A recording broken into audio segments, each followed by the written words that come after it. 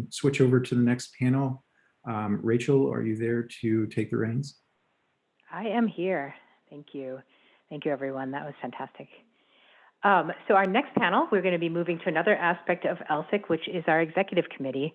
We have a number of representatives from the committee here to talk to you and share a little bit more about what they do and kind of their vision for how LSIC can grow and integrate with the greater community and serve the community, the LSIC community. So what I'm going to do for the speakers, you can have about 5 minutes if you need it, but if you get done before that, just tell me and we'll hand back over if that's fine. So I would like to begin with Dr. Ariel Ekblaw from MIT, the director of the Space Exploration Initiative at Massachusetts Institute of Technology. Ariel, happy to. Rachel, can you hear me? Yes. Wonderful. Well, thank you so much for having me. It's been an honor to be serving on the LSIC Executive Committee for the last few months. And I'll just give you a brief introduction, no slides today, just going to discuss what we do at the MIT Space Exploration Initiative and a few introductory comments about our thoughts on how LSIC can continue to really serve this broad community. And we're so thrilled to see so many of you on the line today on the webinar as well. So as Rachel mentioned, I'm the founder and director of this interdisciplinary R&D group at MIT. And our mission when we stood up in 2016 was to think about how we can democratize access to space exploration. I now lead a team of about 10 core staff people, and we serve between 50 and 60 graduate students, staff, and faculty at MIT across all different departments. We were founded out of the MIT Media Lab, but we work very closely with MIT Aero-Astro, MIT Earth and Planetary Sciences, the art and architecture schools. And what we've learned through being able to serve a broad community of different backgrounds and interests is how to democratize access to space for folks who are not physicists or aerospace engineers or coming from a really technical background. What we do on a day-to-day basis is we support research missions. So we have a portfolio of around 40 active projects for life in space at any one time. And what's special about the Space Exploration Initiative is that we charter an annually recurring cadence of parabolic flights, suborbital research flights, and International Space Station missions up to date. And now, of course, we also have our sights set on the moon. And one of the things that we would like to do to be able to help the LSIC community is begin to assess how, as CLPS provider missions become more common and as the costs, we all hope, of getting to the surface of the moon can drop, we hope to be able to leverage some of our expertise in mission integration and really getting a broad diversity of interests, of participants, a broad diversity of research projects ready for flight across these different payload platforms and then eventually onto the surface of the moon as well. The last thing that I'll say is the structure of the MIT Media Lab where we were founded has really influenced the style of democratizing access to space, the style of the work that we do, because we work very closely with a consortium of between 60 and 80, depending on the year, member companies. So we're used to working with corporate actors who help us give input on what they're interested in our portfolio.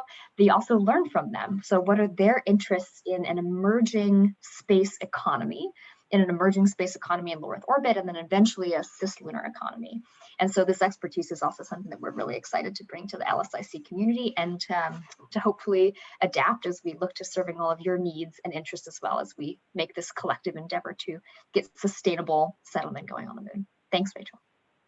Okay, excellent. Thank you so much, Ariel.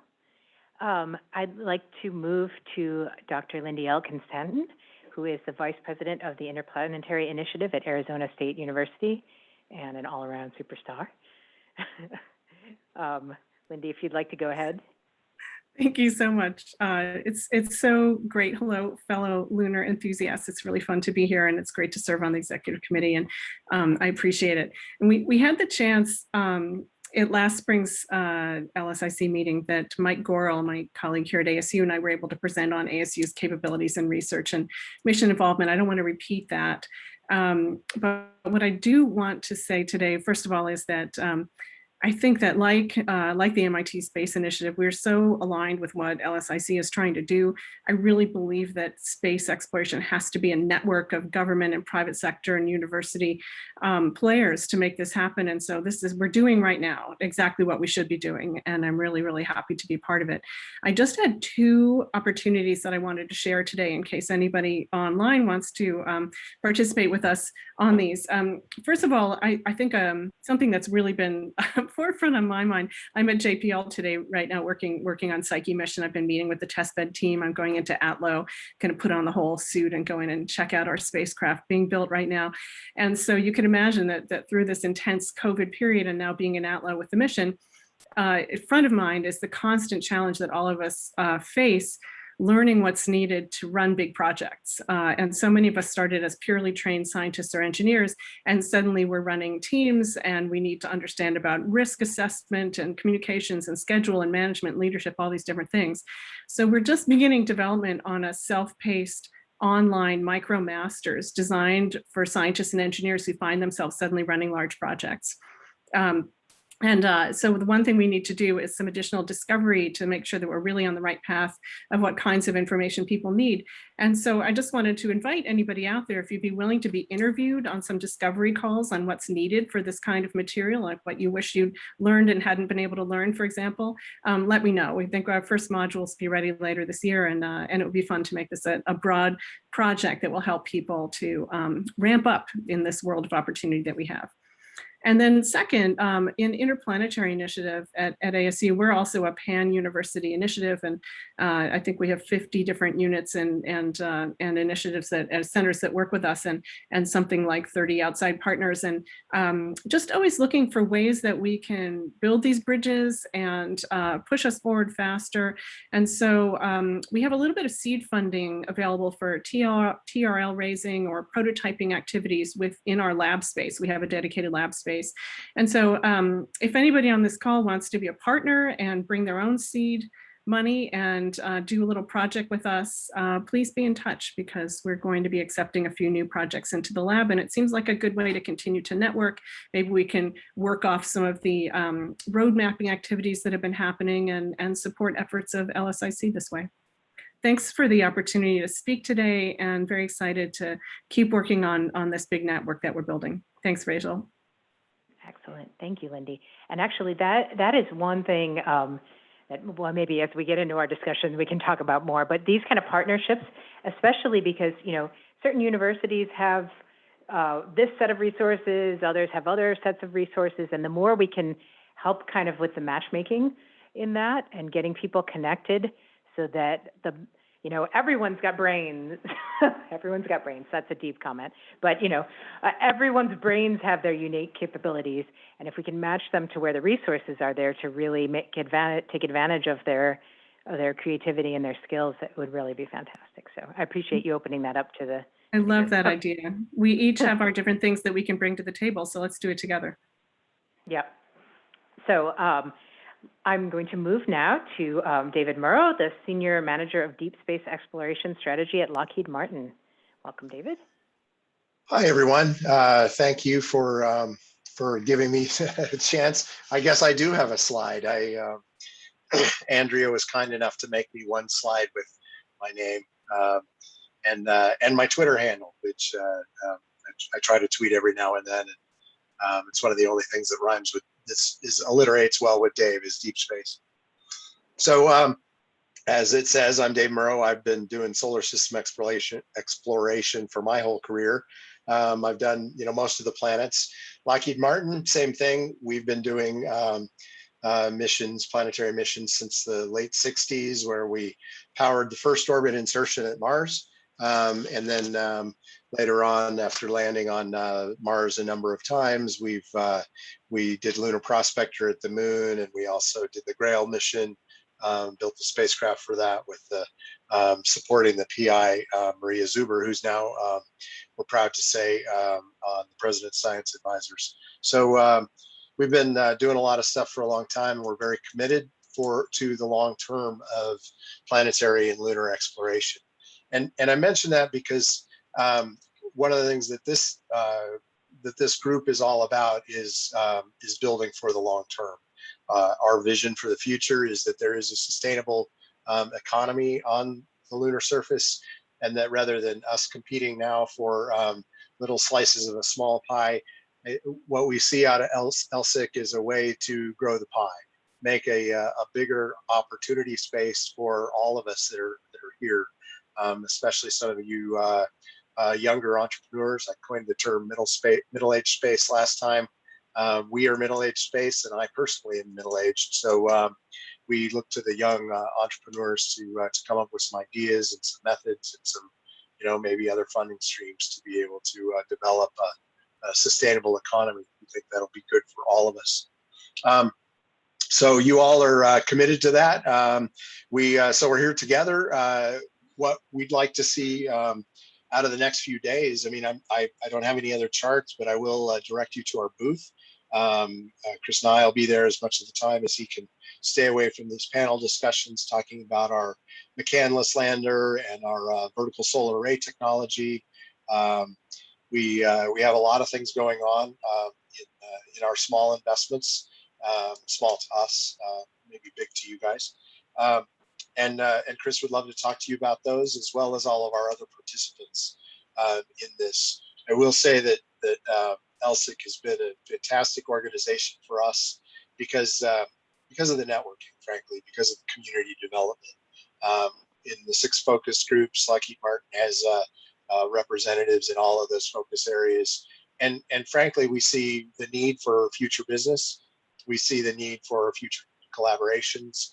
And that comes from working together in those focus groups and through these big plenary meetings. So I just want to say thanks to Rachel and APL and NASA, Nikki, and the STMD that to give us the chance to give the community this forum where we can build these relationships. Lockheed Martin can team with you any number of ways. We can support your phase 1 SBIRs. We can support your phase 2 SBIRs. We could be a commercialization partner. We can be a prime. If you want to be on our team as a small business, we can. There's any number of ways we can work together, and we really think we have to. We see technology and information transfer from us middle-aged folks to the younger generation, really, and from the flags and footprints generation into the sustainable economy generation, really is the piece that's enabled by LSIC and this sort of organization. So build some teams here at this, follow up with folks. Let's explore the moon, and I'll look forward to any questions that you have here for me today. And please follow up with my teammates that are here from Lockheed, circulating around in GatherTown. We probably should have had a Lockheed Martin uniform for our avatars, but we didn't. We're not that stuffy. Anyway, thanks again, Rachel, and all for allowing us to participate, and look forward to the next couple of days. Okay, excellent. Thank you very much. I would like to move on to Dr. Jose Hurtado, who is the Technology Chair of the Lunar Exploration Analysis Group, LEAG, and is also at the University of Texas at El Paso. Thanks, Rachel. Thanks for giving me the time today to speak to everyone about LEAG, and I think I can share my screen, so let me try to do that. I do have a few slides. Can you hear me and see the slides okay? Yes. All right. So I'm here to speak a little bit about LEAG, the Lunar Exploration Analysis Group. So LEAG, for those of you who are not familiar with LEAG, LEAG is the organization founded to support NASA by analyzing science, technology, commercial, and operational issues related to lunar exploration. And it supports several directorates within NASA, including HEO, Science and Space Technology Directorates. And it's open to the entire lunar science community. So basically everyone who's here online today for the LSIC meeting, from a wide variety of backgrounds, including engineering, science, and also academic, government, commercial. There's a commercial advisory board that's part of LEAG that I think many of you are probably engaging with. One of the things that League has been doing is generating numerous documents, including the work of various specific action teams, white papers for decadal surveys, and so on, publications, findings of conferences and meetings, and also the Lunar Exploration Roadmap, which I'll speak a little bit about in a few minutes. League also hosts an annual conference, which I'll also talk a little bit about, and it hosts and co-hosts various workshops. So I think League and LSIC are really complementary. League is charged with integrating science goals with exploration strategy. LSIC is filling the technology gaps needed to achieve exploration strategy and also to establish infrastructure. So I think that's a really great symbiotic relationship that can be built. My role as a member of the League Executive Committee is to help facilitate dialogue between League and LSIC. There's a number of other individuals that are very active in both organizations. Some of you are in the audience today. So I think there's a great opportunity to really foster some very meaningful collaborations and dialogue. One very useful tool for doing this is the Lunar Exploration Roadmap. If you're not familiar with the Lunar Exploration Roadmap, there's a link down here at the bottom where you can go and view it. It's a very comprehensive, quite dense document that really explains one vision for how do we get to the moon to stay. So this document was written in response to a 2006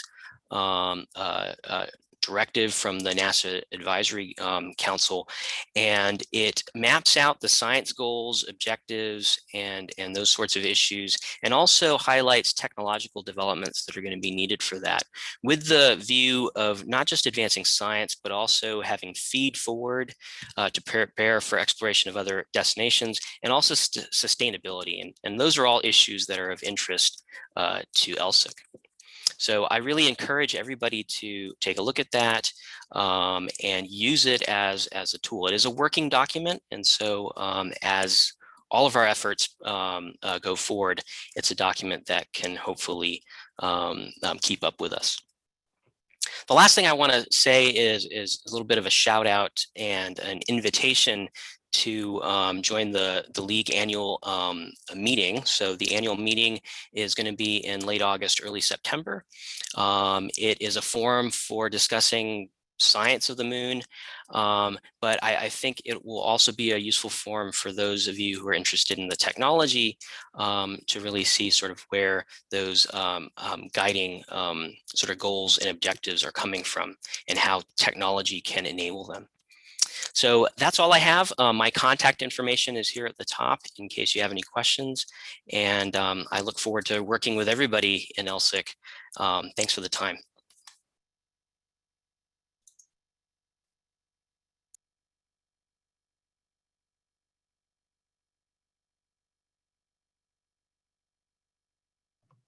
Rachel, I think you're muted.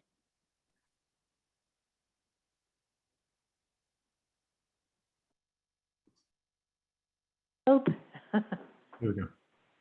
Are we good? All right. So you heard my help, but you didn't hear my back on. Why? It helps to laugh. It relieves some of the anxiety and stress, right?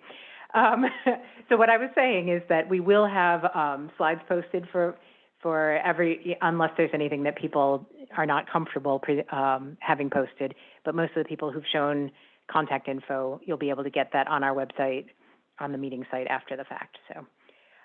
So our final panelist to introduce himself is Dr. Jake Bleacher, who will be able to provide us a little bit of insight into what's going on the human exploration side. So he is the Chief Exploration Scientist of NASA HEOMD, and we are thrilled to have him on the team to help us understand how we can work with what's going on in that realm as well. Awesome. Thanks, Rachel. Can I just get a confirmation that everyone can hear me? Yes. Yes. Good one. Awesome. Thanks. Okay. Yeah. Thanks, Rachel, for having me in this group today. Listening to all the awesome things that all my fellow panelists had to say. It really is an exciting time, and I know many of you have been in multiple meetings with me, and it's probably getting lame hearing me say this over and over, but I can't stress enough how exciting of a time this is right now. I mean, we as a community of space explorers, you know, we're on the cusp of sending astronauts to the South Polar region of the moon, to getting that foothold to exploring the moon more thoroughly and preparing for exploring the rest of the solar system. You know, some of my fellow panelists here, Lindy, talking about, you know, sending missions other places. I mean, this is just tremendously exciting time for space exploration. And I'm really happy to be a part of the LSIC Executive Committee, kind of working at an interface between, you know, some of the key things that NASA's doing, and then trying to understand and work with the community to understand a vision and try to enable what other folks would like to do as we begin to explore these different locations. Next slide, please. I'll just go through a couple quick slides just to kind of show where we are from a human exploration standpoint. And just would ask everyone to remember that the goal that we have for human exploration is to put in place a few key pieces of infrastructure that help us kind of get that toehold on the moon. This is not the end-all be-all of exploring the moon. This is the starting point. This is where we get that foothold, and through collaboration expand to explore more of the moon and prepare for going on to other destinations as well. So this slide here shows what we call our Artemis snapshot, what some of those key pieces are. From human exploration, we have the transportation elements, the Space Launch System, the rocket that will get us off of the Earth, which will be able to carry the Orion spacecraft, which is our crew-capable module. The Orion will be what delivers our astronauts from the Earth to a lunar orbit so that they can prepare to go to the surface of the moon. As we're developing this hardware, you heard earlier today from Joel Kearns about the commercial lunar payload services. You know, for human exploration, our destination target is the South Polar region. Meanwhile, CLIPS is going to be exploring many destinations on the lunar surface, and that will really help us put into context what we can learn with our astronauts at the South Pole to understand a more global implication of what we're learning. Meanwhile, we'll be developing the Gateway in a lunar orbit. This is a human-capable orbiter in which we can dock with the Orion, as well as a human landing system, which can basically ferry our astronauts from lunar orbit to the lunar surface. What this does is helps us start to develop systems that are optimized for certain legs of that trip, so that no one spacecraft has to deal with Earth entry and landing on the moon and the transfer back and forth. We can start to focus on what those elements need to do. We also have basically this outpost around the moon that's fairly easy to keep in the orbit that we're going to place it into. That's a laboratory basically from which we can start to study the deep space environment, understanding heliophysics, understanding the space radiation environment that we're going to ask our astronauts to exist in as they spend longer and longer periods of time on the lunar surface and prepare for longer trips out into the solar system. And then the human landing system on the bottom center picture there is going to be that ferry that takes our astronauts to the surface, where they can start to do the jobs that we'll ask them to do to meet the objectives of the community for research and technology demonstrations. And together, these elements come together to build what we call our Artemis Base Camp at the South Polar region. Next slide, please. And this is my last slide, so don't worry, I'm not giving a lengthy presentation here, Rachel, like like I have in other places in the past. But I love this slide because I could basically use it regardless of the community that I'm talking to at the time, because it really shows the integrated nature between science and space technology and the parts that human exploration are planning to put in place. Now, I look at this slide as kind of the initial landing site, potential buildup of a base camp at the South Polar region. And to me, this is extremely challenging. I love that Dave had that slide earlier, because you look at that slide and compare it to my slide here and you think, wow, Dave's slide has a lot more stuff in it, right? Well, you know, but the thing is, when you look at those astronauts depicted in this picture, you know, those are people that we're going to know. They're our friends, they're our colleagues. And we got to make sure we do this right. We got to keep them safe. We got to enable them to do the jobs we're going to ask them to do to be successful. Each one of these elements that you see on the surface, rovers, habitats, landers, they're all the culmination of the work of hundreds, in some cases thousands of people who all are trying to get it right. They want to do this right. They're as passionate as all of us online here. And you know, these first steps are hard. They're going to be difficult, and we're working really hard to make sure we get it right. But somewhere between what you see in this picture and what you saw on Dave's, I wish I could put Dave's picture beside mine right now, it'd be awesome. But somewhere between this picture and Dave's picture are the visions that all of you have in mind about where you want this foothold to eventually get us to in exploring the moon. And those are the kind of things that I'm looking forward to working with LSIC for, to try and understand that from the community. Kind of a companion to LSIC between the Science Mission Directorate and the Human Exploration Operations Mission Directorate is our virtual network that we call SERVI, the Solar System Exploration Research Virtual Institute. And so that's our way of connecting with kind of the science community that's looking out for how do we go to the moon and do the science part. And so I'm really excited about the connectivity that we can establish with LSIC and our science community and our human exploration community, because this is not one group's effort here. As I said in my opening statement, you know, this is a community. We are all part of a bigger community.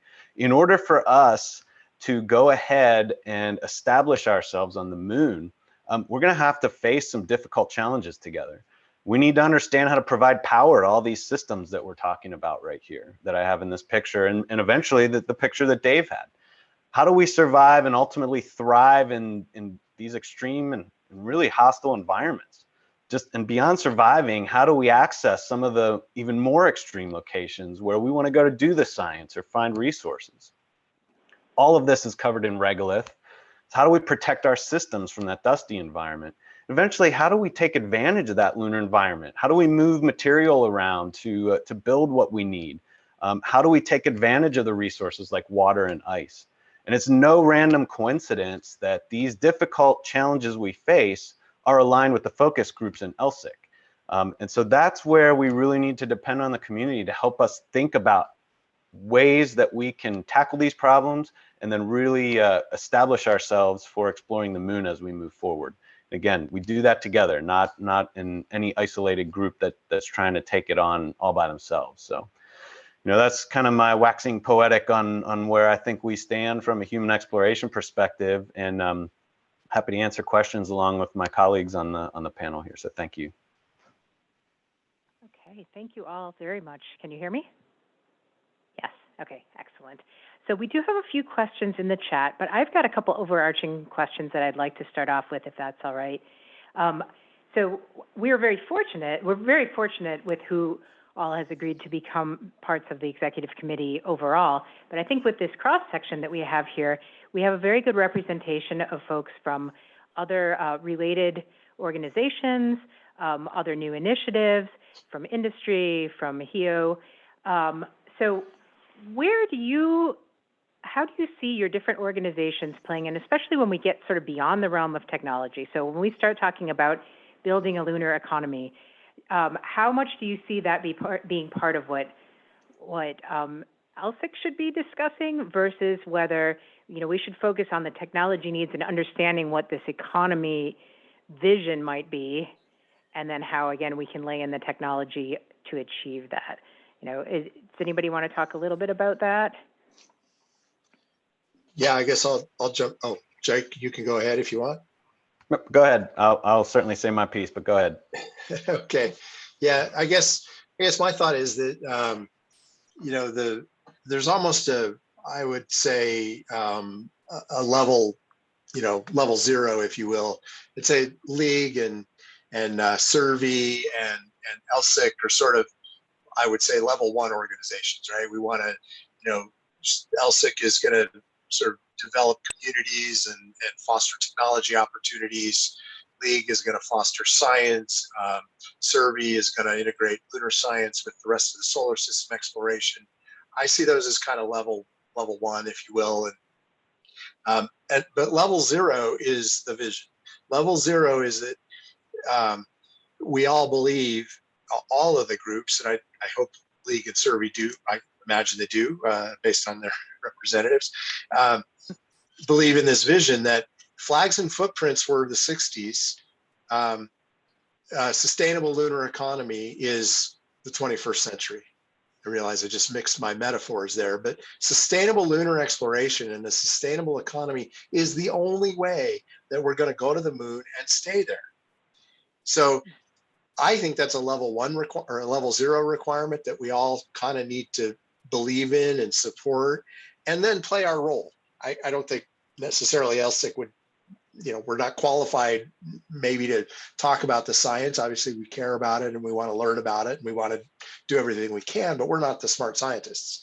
We're the technologists and the doers, the engineers. So that's kind of how I see it. And that's the vision that we carry forward on a daily basis at Lockheed Martin, that we want to make this thing sustainable. Mm-hmm. Maybe Ariel or Lindy, do one of you want to talk a little bit about maybe moon dialogues or some of these kind of, no, you're both nodding. Who wants to go first? Yeah, go ahead, Ariel. Go ahead. Okay.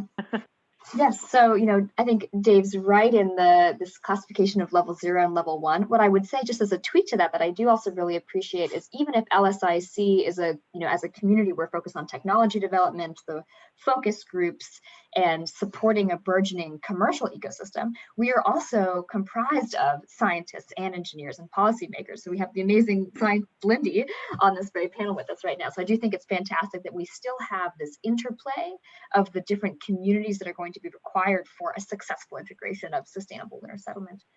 On the policy side, I do think this is an interesting opportunity for LSIC to continue integrating, as we've already begun working with Rachel and Jesse Kate Shingler from Open Lunar and Lindy from Interplanetary on the planning, the policy, the governance, the principles that we'll need to be able to understand and follow when we're thinking about coordinating multi-stakeholder activity on the lunar surface. So I'll just, because Rachel mentioned it, do a quick plug for Moon Dialogues, which is this co-convening group. Really give the credit to Lindy, ASU, and to Open Lunar for having gotten it started. We participate, MIT participates, Secure World Foundation participates, For All Moonkind participates, and we are looking at developing, road mapping and guidelines and policies for how we can have effective multi-stakeholder governance.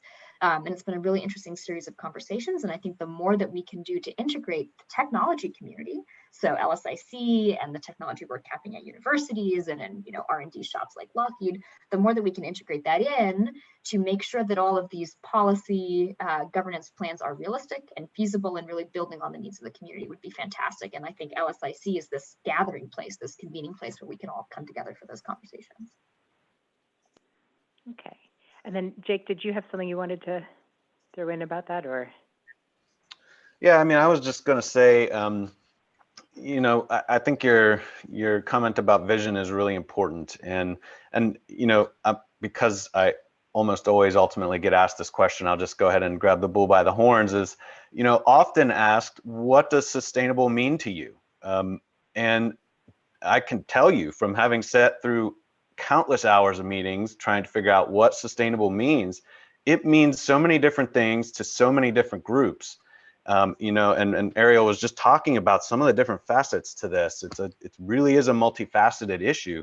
And the reason that is because of the visions that people have. People have a different vision of what it means to be on the moon, to explore the moon, to get resources at the moon.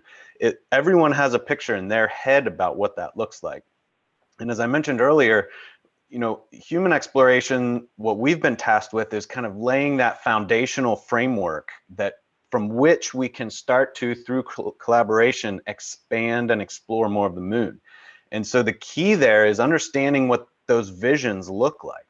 How do we get from the picture I showed to a picture somewhat like what Dave has? Because I imagine that folks have many different pictures that are similar to what Dave had. And what's interesting is trying to find some of those common threads, common themes that are shared between those, because there are maybe not an infinite number of solutions, but many technological steps we could take as we try to head towards one of those visions. But what are some of the key ones that help enable most of the visions open up access to most of the visions as we move forward, because then we can start to focus in on where's the biggest bang for the buck, both literally and figuratively. I mean, it's like, how do we find the things? What are the most important next things to focus on? And this community is the community I think can start really pulling those different visions together so we can understand that a little better.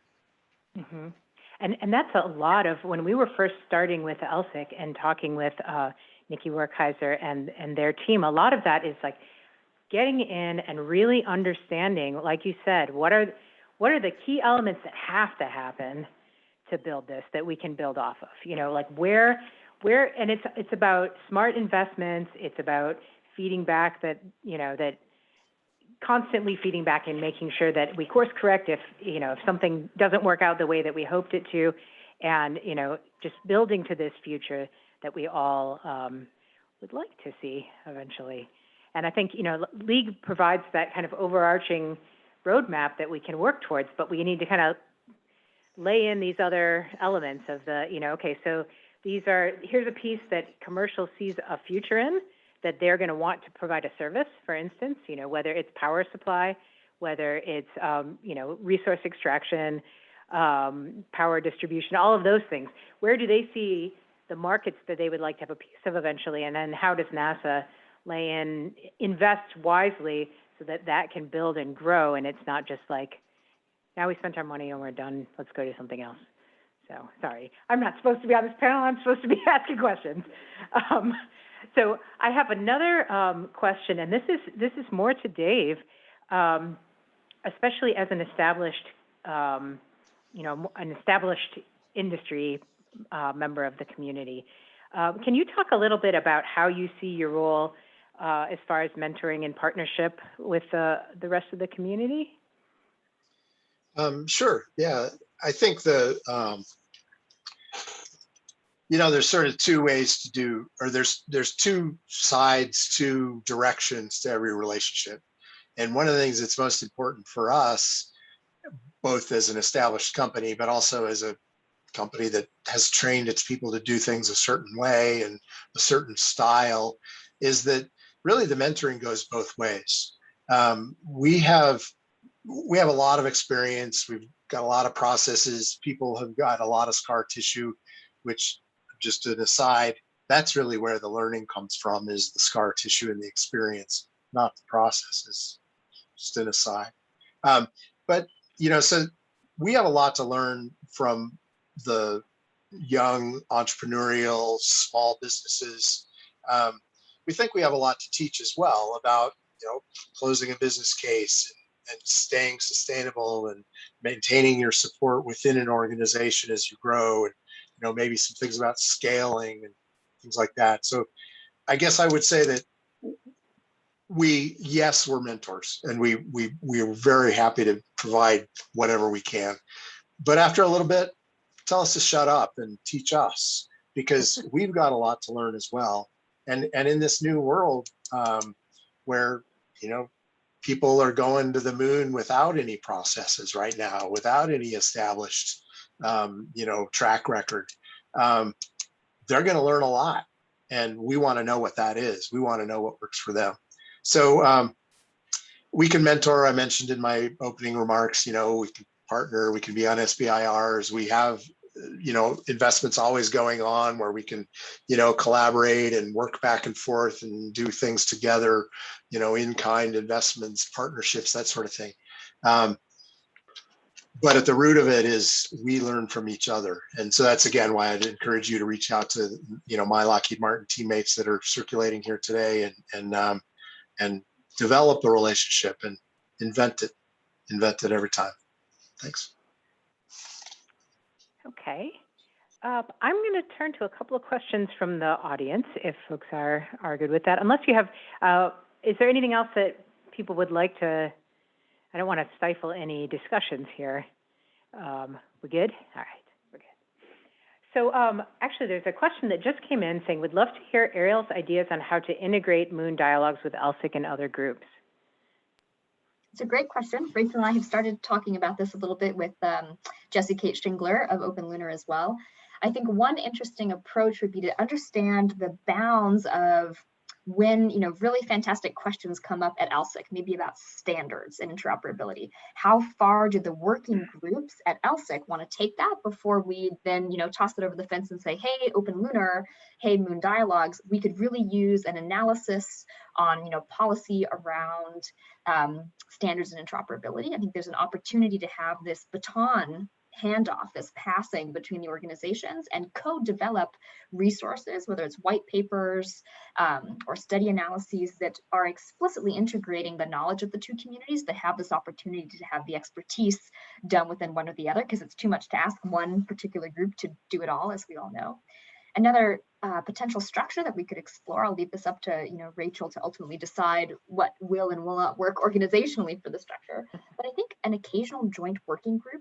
So if we have some really active members of LSIC that want to get on a joint working group and have an explicit crossover with, you know, LSIC, with Open Lunar, with League, for example, that'd be a really interesting structure in my mind. I also just wanted to jump on something really quickly that Jake said, which I think is critical, which is this bang for the buck and trying to do efficient, effective technology roadmap development. One of the tools that we've been building at MIT, the Lunar Open Architecture, again, a collaboration with Open Lunar Foundation and the Moon Dialogues crew, is trying to do a mapping of all of the different lunar activities that we're beginning to see emerge. So we based our taxonomy on League.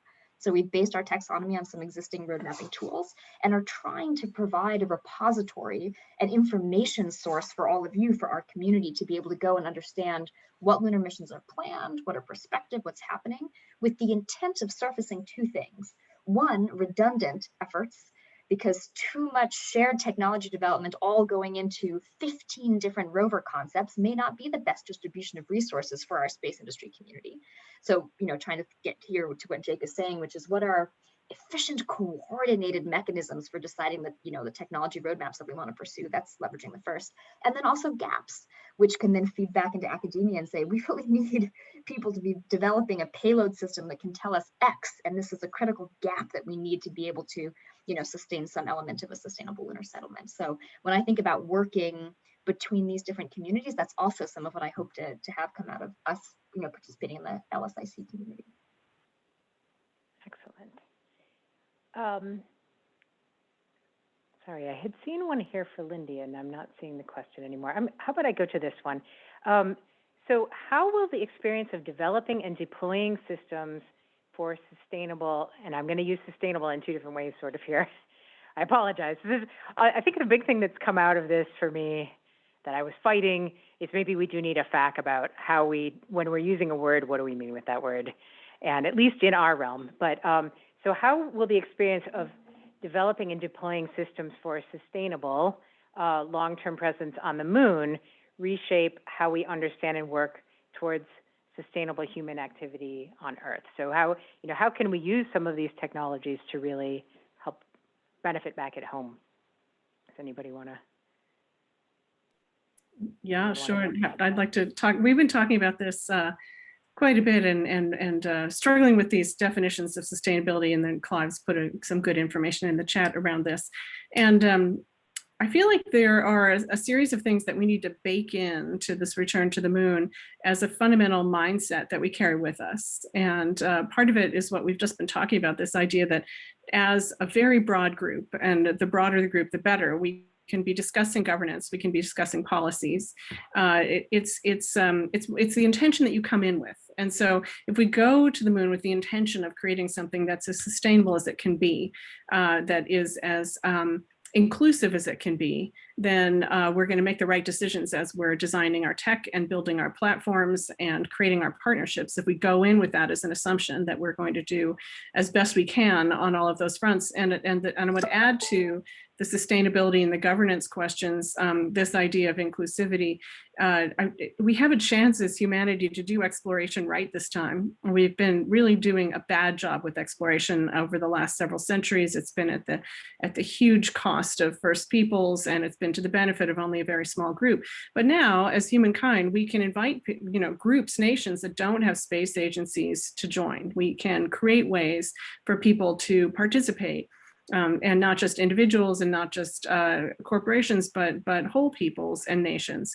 And so if we can always be thinking about sustainability and inclusivity and governance and standardization, for example, right from the beginning as we're doing our development, then perhaps we can also keep these things in mind right from the beginning here while we're on Earth. And it's a mindset change I think I would invite us to do beyond even just obvious things like technology, develop some technology for the moon that we can use on Earth, but it's the intentionality that I think would drive it, that can make a sea change in both directions. Right. Excellent. Does anybody else want to jump in on that one? All right. So here's one, which I don't know whether Jake or someone else has an answer to. There was a question, is there any interest by commercial companies in the gateway?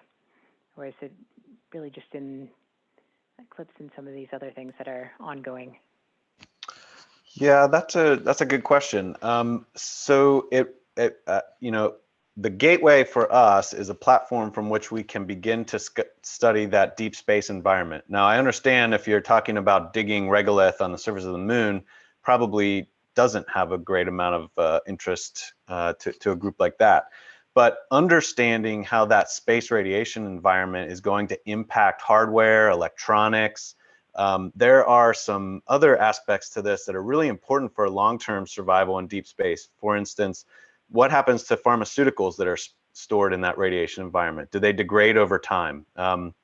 Is the caloric value of your food maintained in that radiation environment, or does it begin to degrade over time? That's not only critical for us in taking a trip, for instance, to Mars, but in spending longer and longer periods of time on the moon. Is the expiration date going to change on the things that you need there? So even if the gateway is not super critical for you in exactly what you're trying to do, it's not perhaps optimized for what you want to do, there's going to be some foundational knowledge that is critical to enabling you to get the jobs done that you want to do. And that's what the gateway really is for us, as a research platform that also enables access to the lunar surface as well as the deep space environment, and gives us a little bit of that flexibility for planning on how we not only explore the moon, but explore deep space in general. So, I think there's kind of a range of answers to that question. You could say, no, absolutely not optimized for what I want to do.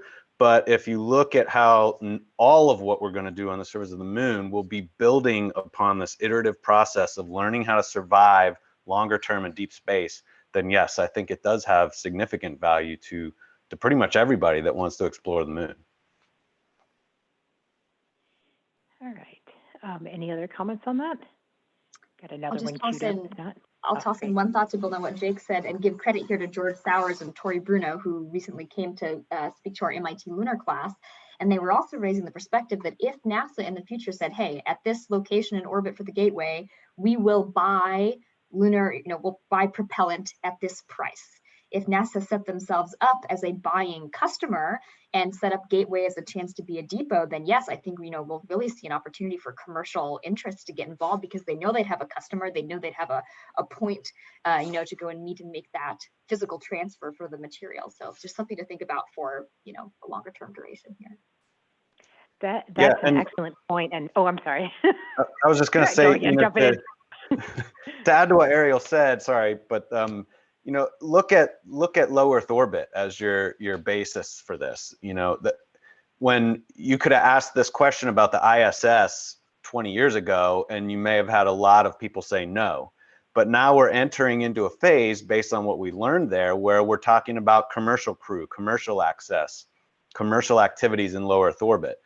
None of this happens overnight. It's all an iterative build, a learning process to get to a position like that. And what Ariel said is exactly right.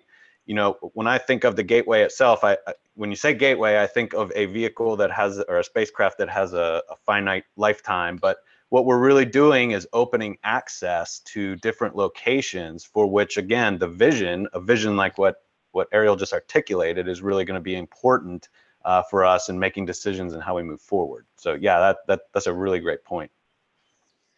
Yeah, let me jump in if I could and just add a little color to what Jake said. Low Earth orbit is a great place to look, and the International Space Station has been a great way to stimulate SpaceX and Boeing Atlas to do commercial crew. It's been fantastic, and a new rocket from both SpaceX and Northrop Grumman to do the cargo. But I will say that although that's very commercial, the government has a role there, just like the government had a role last summer in stimulating demand for vaccines. We have vaccines now because the government guaranteed that they buy a bunch of vaccines. Thank goodness, because now I don't have to wear a mask even when I'm in my basement. So, but you know, the government does have a role. But back to where I was with the level 0 requirements. The government doesn't need to have a role in, you know, setting standards or making policy statements. You know, you must do it this way or you must do it that way. The government has a role in terms of, you know, other broader things that they only can do, like stimulating demand, guaranteeing 20 metric tons of cargo delivery to SpaceX and Orbital ATK. That made an investment worthwhile. So there's a lot of roles to be played here, and there's a lot of moving parts. But we all got to be in it together, or else we'll just plant a flag again and we'll be done in 10 years. None of us want that. So anyway, thanks. So I'd like to go back to what Lindy brought up, which is also something that's very important to us across the whole as a consortium. And we had an executive committee meeting yesterday afternoon, and this was something that we talked a lot about. And I'm really thrilled to say that, you know, the committee on the whole is incredibly excited about the idea of trying to really cast a wide net and bring people in from different communities. So the question is from Parvati Prem. I'm so glad Lindy brought up inclusivity. I'd love to hear more about what plans LSIC has to engage the full spectrum of the U.S. public and whether this is part of the LSIC mandate. Partnering with MSIs sounds like a great plan. Are there other initiatives in the works? So I will try really hard not to answer that question and let you speak first, and then I'll probably interrupt at some point, and I'll try not to interrupt. I will say a few words about that as well afterwards if you permit me to. Now everyone's staying quiet. Yeah. I have something brief to add to this, I think, very important conversation. And frankly, I don't know what the other panelists say, but I think, Rachel, your voice is really needed to answer this question. And so one thing to add is I have this notion that we want everyone in the world to feel space adjacent. So even if they are not personally going to space or building technology that's going to space, that they feel connected to the fact that humanity is doing this. So this notion of being adjacent to space. And of course, there are lots and lots of events that we put on, like what Moon Dialogues does. There's every month, there's something that everyone is welcome to come to and participate in. And many of our other organizations do lots and lots of outreach. But there has to be something beyond just the one way. I think that the dialogue and other ways to participate, I think, is going to be very important. And also, frankly, I know this is a NASA initiative, and we were talking about NASA, we've got to be international. We've got to welcome people from outside of the US to also feel space adjacent. And so that's my little 2 cents on this. And maybe there are other people, but also I vote to hear what Rachel says.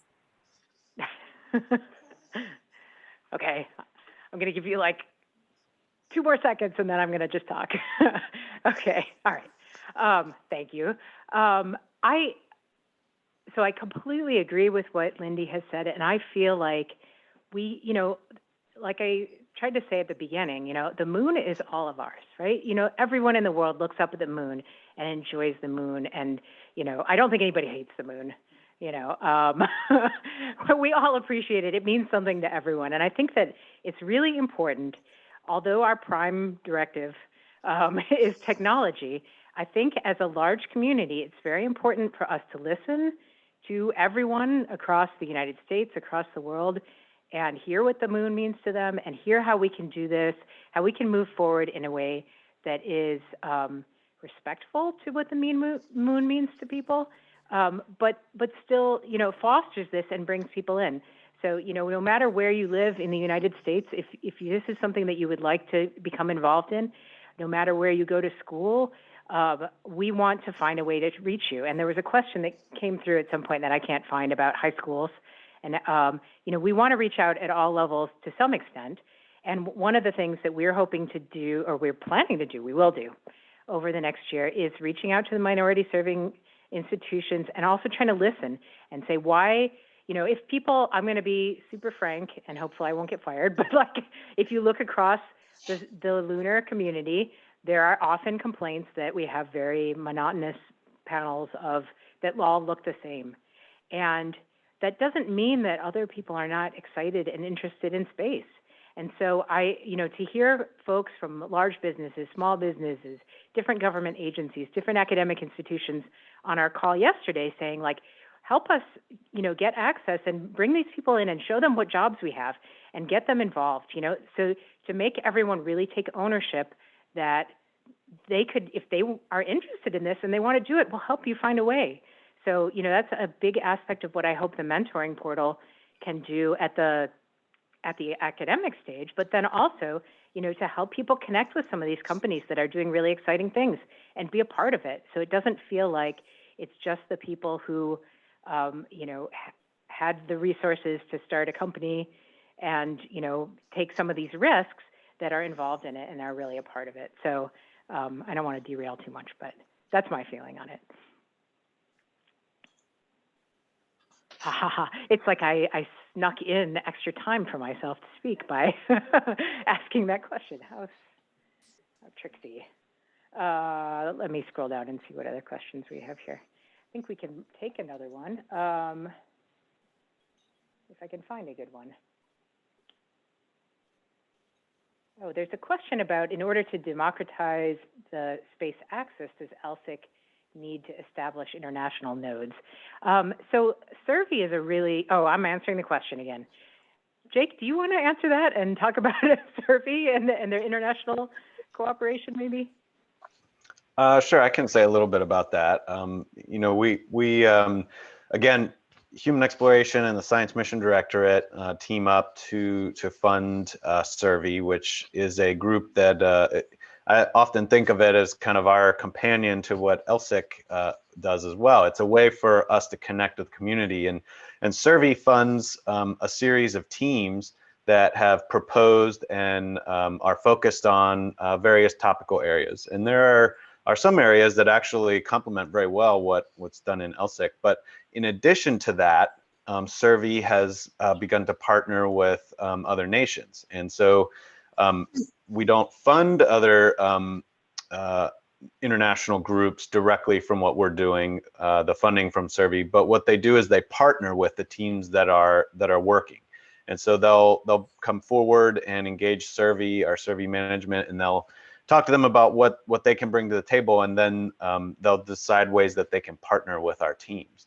And so, it's a great way for this to work, because they're not necessarily partnering with or being funded directly by NASA or the United States government, but they're partnering with the teams who are funded by the government. So it's worked out really well, I think. And I would encourage anyone who has any questions about that to reach out to Greg Schmidt, who's also on the Survey EC he's the Survey director. He's on the LSIC EC as well, but he would be able to help with that. And I think there's a lot of good space where we could have Survey and LSIC work together. My dogs agree. Sorry, Jose, can you talk a little bit about international participation with League as well? Because I know that's been ongoing for quite some time as well. Absolutely. League is basically the body of the whole lunar community, which includes not just researchers here in the United States, but all over the world. So we have broad participation in all the workshops and the League annual meeting, for instance, the various documents that League has produced. So as far as the science community, there's definitely a place for international collaboration and cooperation through League. And hopefully that can be a feed through into what LSIC does as well. All right, thank you all so much. We are up against a break, but I'm going to give, if anyone has any last things they'd like to share, I will offer that since I usurped like 3 minutes of your time. All right, thank you all so much, and both for serving on the committee with us and for joining us today. This has been really great to get to chat with you and take some questions. And for everyone else, we're going to take a 15-minute break now for folks who need one. And then we will resume with our opportunities panel to talk about some of the space tech opportunities that are out on the street and to discuss with them some of the quirks. I shouldn't call them quirks, but they're all distinct. So if you have questions for the panelists about applying to some of these opportunities or understanding them, we will provide you an opportunity for that. All right. Thanks. Thank you, everyone. Thank you. Thank you, Rachel.